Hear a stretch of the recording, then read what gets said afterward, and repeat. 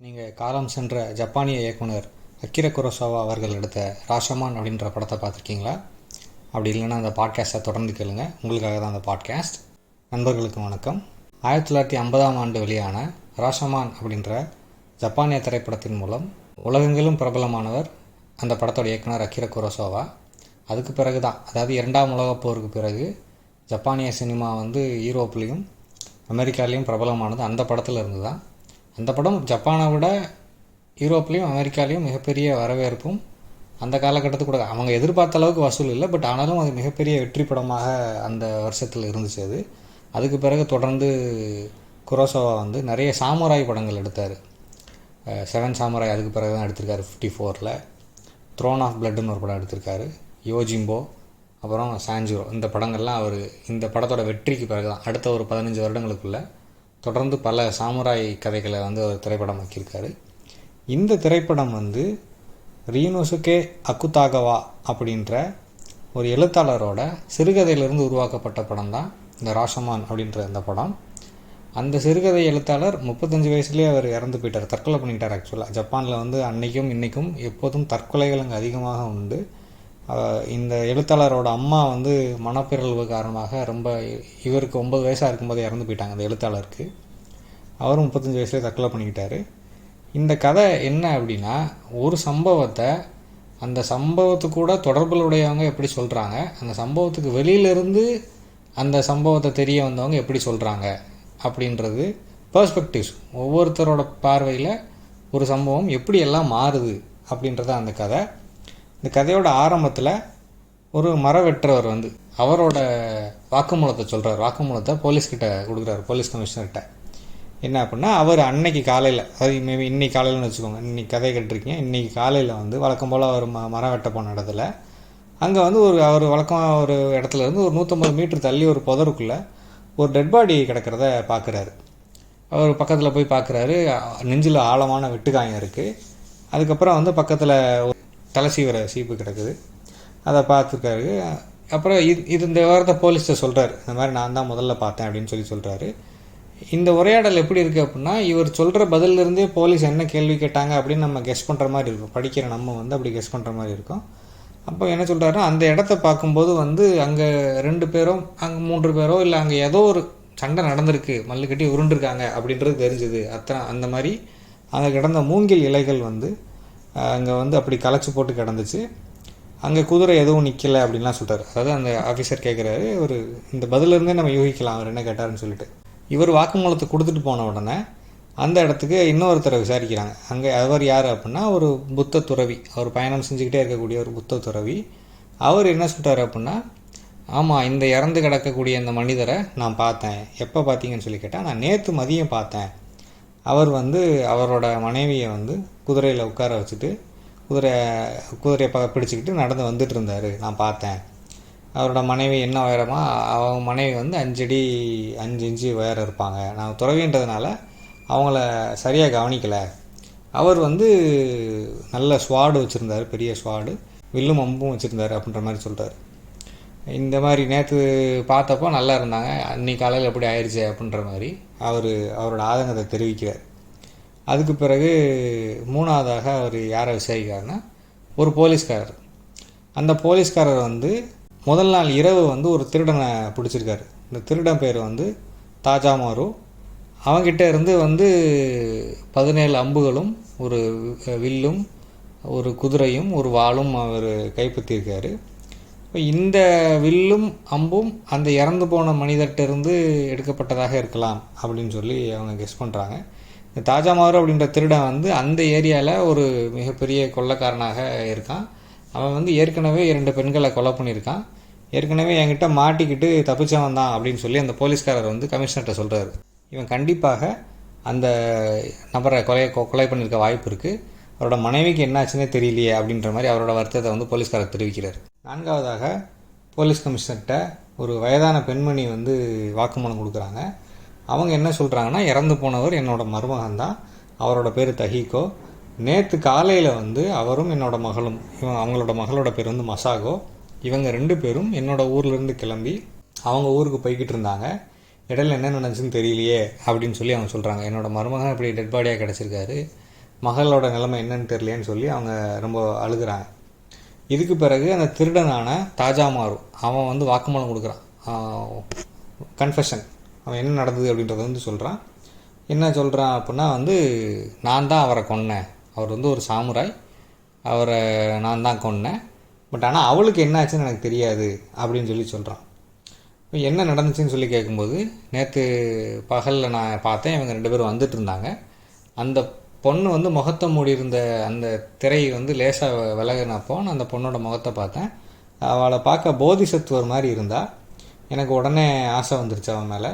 அதனால் வந்து நான் எப்படியாவது வந்து அந்த பொண்ணை அடைஞ்சிடணும்னு நினச்சேன். அவங்கள ஏமாற்றி ஒரு இடத்துக்கு கூட்டு போனேன்னு சொல்கிறார். அது எப்படி அப்படின்னா வந்து, இவங்க போகிற பாதையில் ஒரு குறிப்பிட்ட இடத்துல வந்து இவர் ஒரு புதையல் வச்சுருக்கிறதாகவும் பழங்கால பொருட்களை புதைச்சி வச்சுருக்கிறதாகவும், இவங்க அங்கே வந்தால் விலை கொடுத்து அவங்க அதில் குறிப்பிட்டதை வாங்கிக்கிடலாம் அப்படின்ற மாதிரியும் ஒரு ஆசை கட்டுறாரு. அதை நம்பி இவங்களும் போகிறாங்க. இவங்க அங்கே போகும்போது இவர் ஒரு குறிப்பிட்ட இடம் வரைக்கும் கொண்டு போயிட்டு, அந்த பெண் வந்து குதிரையிலே இருக்கட்டும், நீங்கள் மட்டும் என் கூட வாங்கன்னு சொல்லி அவரை கூப்பிட்டு போகிறார். சாமுராயை கூப்பிட்டு போயிட்டு பின்னாடி இருந்து பிடிச்சி ஒரு சண்டை நடக்குதுங்க. சண்டை நடந்து அவர் சாமுராயை ஓவர் பவர் பண்ணி அந்த தாஜ்மஹாலை வந்து கெட்டி வச்சிடறான். மரத்தோட மரமாக டைட்டாக கெட்டி வச்சுட்டு திரும்ப மனைவி கிட்ட வந்து, இந்த மாதிரி எங்கள் உள்ளே போனப்போ அவருக்கு கொஞ்சம் ஒரு மாதிரி உடம்பு சரியில்லாத மாதிரி ஆயிடுச்சு, நீங்கள் வந்து என்னென்னு பாருங்கள் அப்படின்னு சொல்லி கூப்பிட்டு வரான். அவங்களும் இறங்கி வர்றாங்க. இறங்கி வந்தவுடனே ஆளை பார்த்தோன்னே புரிஞ்சிருது என்ன நடந்ததுன்னு சொல்லி. அவங்க வந்து ஏமாற்றி கூப்பிட்டு வந்திருக்கான் அப்படின்னு புரிஞ்சது. அவங்க கையில் ஒரு கத்தி வச்சுருக்காங்க, அவங்க ஒரு சின்ன கத்தி, குருவால் அப்படின்ற. அதை எடுத்து இவனை வெட்டுறதுக்கு ட்ரை பண்ணுறாங்க. தாஜா மாருவை வந்து பயங்கரமாக சண்டை போடுறாங்க. ஷி ஃபாட் லைக் எ டைகர் அப்படின்ற மாதிரி அவன் சொல்கிறான். பட் ஆனால் அவங்களே வந்து இவனோட வாழை உருவாமலையே அவங்களோட கத்தியை தட்டி விட்டுறான். தட்டி விட்டுட்டு அவங்கள ஓவர் பவர் பண்ணி இவன் அவங்கள வந்து அடைஞ்சிடறான். அந்த பொண்ணை பார்த்த உடனே அவன் எதுக்கு ஆசைப்பட்டானோ அதை நிறைவேற்றிக்கிறான், அந்த கணவரோட கண்ணு முன்னாடியே. ஆனால் அதுக்கப்புறம் என்ன சொல்கிறான் அப்படின்னா, எனக்கு அந்த கணவரை கொல்லணும்னு விருப்பமே இல்லை. அப்போ அந்த பொண்ணு என்ன சொன்னான் அப்படின்னா வந்து, அதுக்கப்புறம் அந்த பொண்ணை நான் வந்து விட்டுட்டு போகலை, அவளை திருமணம் செஞ்சுக்கணும்னு முடிவு பண்ணிட்டேன். ஆனால் அவரை வந்து அங்கே அப்படி விட்டுட்டு போகிறது வந்து முறையில்லைன்றதுனால அவரோட கட்டுக்களை அவுத்து விட்டுட்டு அவர் கூட வால் சண்டையிட்டு அவரை 23வது ஸ்ட்ரோக்கில் தான் வந்து நான் அவரை வெட்டி கொண்டுட்டேன்.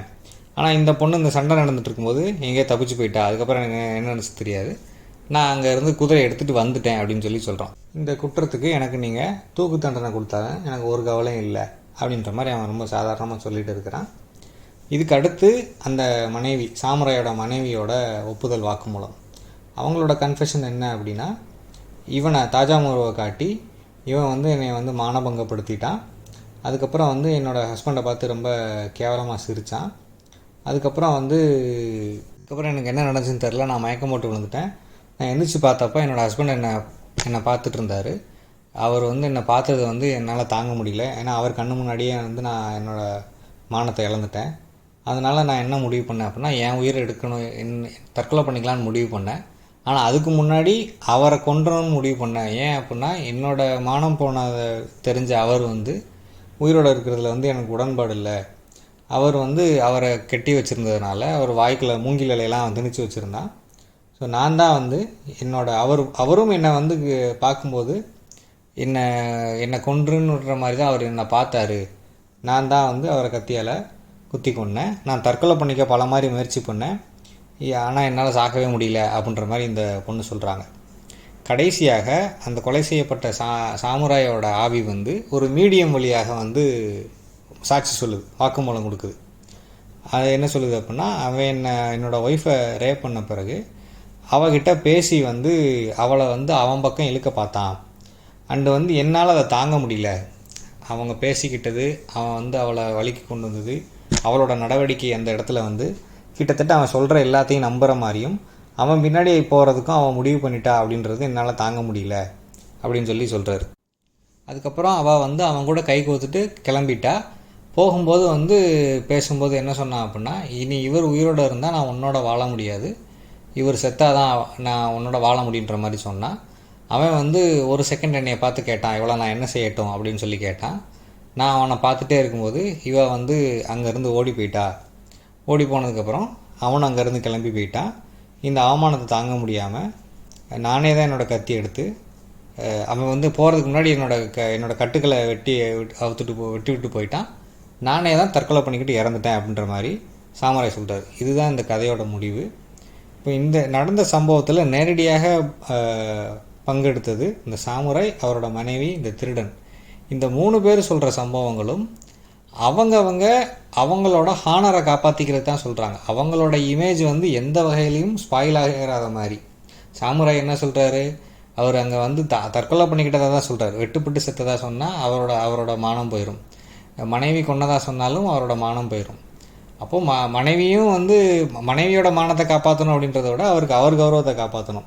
தாஜாமார் என்ன சொல்கிறான், அவன் வந்து அந்த ஊரில் ஏற்கனவே அவன் பெரிய திருடன் தான். ஒரு சாமுராயை சண்டை போட்டு வெட்டி கொண்டதாக சொன்னால் அது அவன் கௌரவமாக தான் நினைக்கிறான். அவனை தூக்கில் போட்டாலும் பரவாயில்ல, ஆனால் அவன் சொல்கிறது தான் உண்மை. அண்டு வந்து இந்த பொண்ணு என்ன சொல்கிறாங்க, இவங்க வந்து தன்னோட உயிர் எடுக்கிறதுக்கு முயற்சி பண்ணேன்னு சொல்கிறாங்க. அதாவது மானம் போனது உண்மை தான். அட் த சேம் டைம் நான் வந்து உயிரோட இருக்கணும்னு நினைக்கல, நான் வந்து தற்கொலை பண்ணிக்க தான் முயற்சி பண்ணேன். இப்போ ஒவ்வொருத்தரும் இந்த சம்பவங்களை சொல்லும்போது இதில் எது உண்மை அப்படின்ற ஒரு குழப்பம் எல்லாருக்கும் வரும். ஆனால் உண்மையான வாழ்க்கையிலையும் அப்படி தான். நீங்கள் எப்போதும் எல்லா இடத்துலையும் எல்லா உண்மையும் கண்டுபிடிக்க முடியாது.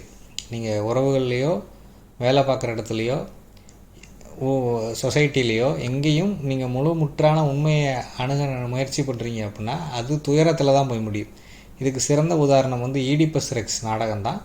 அந்த ஈடிபஸ் ரெக்ஸ் நாடகத்தில் வந்து கதாநாயகன் வந்து ஒரு லெவலுக்கு மேலே விசாரிக்கும்போது அவனோட மனைவியான சொக்கஸ்டா வந்து சொல்லுவாங்க, இல்லை இதுக்கு மேலே நீ விசாரிக்காத. இதை பற்றி நான் டீட்டெயிலாக ஒரு பாட்காஸ்ட் பண்ணியிருக்கேன், அதை நீங்கள் கேட்கலாம், இந்த சேனலில் இருக்குது. இப்போ இந்த கதை, இந்த திரைப்படம் இதெல்லாம் விட்டுருங்க. இது வந்து உங்களுக்கு இன்றைக்கி நடந்த இப்போ மிக சமீபத்தில் நடந்த ஒரு இன்சிடெண்ட்டை புரிஞ்சுக்கிட உதவலாம். மிக சமீபத்தில் 1 மாதம் கூட இருக்காது இந்த பாட்காஸ்ட் பதிவு பண்ணும்போது, மேகாலயாவுக்கு டூர் போன ஒரு தம்பதி வந்து அதில் வந்து கணவரை வந்து மனைவி வந்து அவங்களோட ஆண் நண்பரோட சேர்ந்து கொலை பண்ணிட்டதாக நியூஸ் வந்திருக்கு. இது இப்போ அவங்க லேட்டராக சரண்டர் ஆகிட்டாங்க. 3 பேர் அவங்க தவிர்த்து இன்னும் 3 பேர் அதில் இன்வால்வ் ஆகிருக்கா சொல்லியிருக்காங்க. இன்வெஸ்டிகேஷன் நடந்துகிட்ருக்கு. இதை பற்றி நம்ம யாரோட பேரையும் சொல்லாமல் நம்ம வந்து இதில் நேரடியாக நம்ம கருத்து சொல்கிறதுக்கும் ஒன்றும் இல்லை. பட் நீங்கள் இந்த கதையோட கம்பேர் பண்ணி பார்த்தீங்கன்னா இது ஆல்மோஸ்ட் இந்த கதை தான் இந்த சம்பவம் அப்படின்றது உங்களுக்கு தெரியும். இந்த கதை எழுதப்பட்டு 100 வருஷம் ஆகுது. இப்போ நடந்த இந்த சம்பவங்கள் எல்லாமே அப்படியே அச்சு பிசகாக இந்த கதையில் வர்றது போலவே இந்த கதையில் நேரடியாக சம்மந்தப்பட்டவங்க கொடுக்கக்கூடிய பெர்ஸ்பெக்டிவ்ஸும் இந்த சம்பவங்களை வந்து வெளியிலேருந்து பார்த்தவங்க கொடுக்கக்கூடிய பெர்ஸ்பெக்டிவ்ஸும் நீங்கள் கம்பேர் பண்ணி பார்த்தீங்க அப்படின்னா அப்படியே ஆக்சிட்டிஸ் எல்லாமே வந்து மேட்ச் ஆகக்கூடிய சம்பவங்கள் அது. அந்த தம்பதி வந்து டூர் போனப்போ அங்கே பார்த்தவங்க சொன்ன விஷயங்கள், அங்கே ஒரு லோக்கல் கைடு வந்து அப்ரோச் பண்ணியிருக்காரு, இவங்க வேண்டான்னு சொல்லிடுறாங்க. அப்போ அவங்க 3 பேர் ஹிந்தி பேசுகிறவங்ககிட்ட பேசிக்கிட்டு இருந்தாங்கன்னு அவர் சொல்லியிருக்காரு. அங்கே கிடச்ச சிசிடிவி ஃபுட்டேஜுகள், இந்த கப்பல் 23ஆந்தேதி காணாமல் போயிடுறாங்க. மே 23ஆந்தேதி காணாமல் போயிடுறாங்க. 10 நாள் கழித்து அந்த பையனோட அந்த கணவரோட டெட் பாடி மட்டும் கிடைக்கிது. இந்த பொண்ணை காணும். இந்த கதையில் வர்ற மாதிரியே அவரோட டெட் பாடி கிடச்சிருச்சு, பொண்ணை காணமேன்னு சொல்லி இந்த கதையில் அந்த பொண்ணோட அம்மா வந்து அழுகிறாங்க. அதே மாதிரி அவங்க இந்த உண்மையான சம்பவத்தில் அவரோட டெட் பாடி கிடச்சிருக்கு, இவங்களை காணோம். அதுக்கப்புறம் என்ன தெரிய வருது அப்படின்னா அவங்க சூழ்ச்சி பண்ணி தான் கொண்டுட்டாங்கன்னு சொல்லிட்டு, இப்போ நான் இதை சொல்லிகிட்டு இருக்கிறதுக்கு 2 நாளைக்கு முன்னாடி வந்து அங்கே ட்ரெக்கிங் போன ஒருத்தர் வந்து அவர் கேமராவோட இறங்கி வரும்போது இவங்க இந்த கப்பல் 2 பேரும் ஏறி போகிற வீடியோ அதில் இருக்குது அப்படின்னு சொல்லி அவர் வந்து ப்ரூஃப் கொடுத்துருக்காரு. அப்போது இந்த அக்கௌண்ட்ஸ் இந்த ஒரு சம்பவம் நடந்திருக்கு அப்படின்னா அதை வெவ்வேறு இடங்களில் இருந்து பார்த்தவங்க அந்த டைம்லைனில் வேறு பாயிண்டில் வந்து அந்த சம்பவத்துக்கு காரணமான அந்த சம்பவம் யார் வாழ்க்கையில் நடந்ததோ அந்த இடத்துல வந்தவங்க அந்த சொல்லும்போது எக்ஸாக்டாக என்ன நடந்துச்சு அப்படின்றத யாருமே சொல்ல முடியாது. வெளியிலேருந்து பார்க்கக்கூடிய யாருக்கும் இது முழுமுற்றான உண்மை என்ன அப்படின்றது தெரியாது. இப்போ இன்றைக்கி இந்த உண்மை சம்பவம் நடந்திருக்கு அப்படின்னா இதுக்கான விசாரணை நடந்து இதுக்கான தண்டனை ஆட்களுக்கு கிடைக்கும். ஆனால் உண்மையிலே வாட் வென்ட் டவுன், எக்ஸாக்டாக அந்த நபர், அந்த இறந்து போன நபர் எப்படி இறந்தார், என்ன சதி நடந்துச்சு, எதனால் அவருக்கு அந்த கதி நடந்துச்சு அப்படின்றத ஒரு நாளும் யாராலும் சொல்ல முடியாது. இந்த கதையை, அதாவது இந்த ரியனோசுக்கே எழுதுன இன்ன குரு அப்படின்ற அந்த கதையை சினிமாவாக எடுக்கும்போது அக்கிரா குரோசாவாட்ட வந்து அந்த கதாபாத்திரங்களாக நடித்தவங்க ஏன் அப்படி சொல்கிறாங்க, இது என்னன்னு சொல்லி கேட்கும்போது அவர் சொன்னாராம், வாழ்க்கை அப்படித்தானே, வாழ்க்கையில் எல்லாத்தையும் வந்து நம்ம முழுமுற்றாக அறிஞ்சிக்கிட முடியுமா, இது அவங்களோட பார்வை கோணம்தான். அவங்களோட ஈகோவை ஹர்ட் பண்ண மாட்டாங்க. ஒருத்தர் தன்னை பாதுகாத்துக்கிட, தன்னோட இமேஜ் டேமேஜ் ஆகாமல் இருக்கிற மாதிரி தான் அவரோட வெர்ஷனை முன் வைப்பார், அவரோட வெர்ஷனை சொல்லுவார். அப்போ இது இப்படி தான் இருக்கும் அப்படின்னு சொல்லி அவர் சொல்லியிருக்கார். ஸோ இந்த கதை எழுதப்பட்டு 100 வருஷம் ஆனாலும் வாசிக்கிறதுக்கும் டிஸ்கஸ் பண்ணுறதுக்கும் இன்னும் இதில் எவ்வளவோ இருக்குது. நீங்கள் வாய்ப்பு இருந்தால் அந்த கதையை வாசித்து பாருங்கள். அதோட முக்கியமாக ராஷமான் படத்தை பாருங்கள். நீங்கள் இந்த படத்தை பார்த்தாலும் இந்த கதையை படித்தாலும் இப்போ சமீபத்தில் இந்த நடந்த சம்பவத்தை அந்த டைம்லைன் இன்சிடென்ட்ஸ் படி நீங்கள் ஏதாவது ஒரு நியூஸ் பேப்பர்லேயோ இல்லை வெப்சைட்லேயோ படித்து பாருங்கள். இது எப்படி வந்து ரிவீல் ஆகிருக்கு ஒன்றாக கிட்டத்தட்ட இந்த கதையில் உள்ளது போலவே வந்து இப்போ நீங்கள் அந்த உண்மையில் நடந்த சம்பவத்தை வந்து நீங்கள் நமக்கு ஒரு நாளும் அது என்ன நடந்துச்சுன்னு நம்மளால் வந்து அறிய முடியாது இந்த கதையை மாதிரியே. பட் ஆனால் இந்த கதை அந்த சம்பவத்தை புரிஞ்சுக்கிறதுக்கான ஒரு விண்டோ மாதிரி, ஓகே இப்படி நடந்திருக்கலாம், இது இவ்வளோதான் நமக்கு தெரிய வரும் அப்படின்றதுக்கான ஒரு வாசல் இந்த கதை. அதாவது வாழ்க்கையை புரிஞ்சுக்கிறதுக்கான வாசல் கதை தான் அப்படின்னு சொல்லி நான் சொல்கிறேன். ஸோ இவ்வளோ நேரம் இந்த பாட்காஸ்ட்டை பொறுமையாக கேட்டதுக்கு நன்றி. வணக்கம். வேறு ஒரு பாட்காஸ்ட்டை மீட் பண்ணலாம். தேங்க்யூ.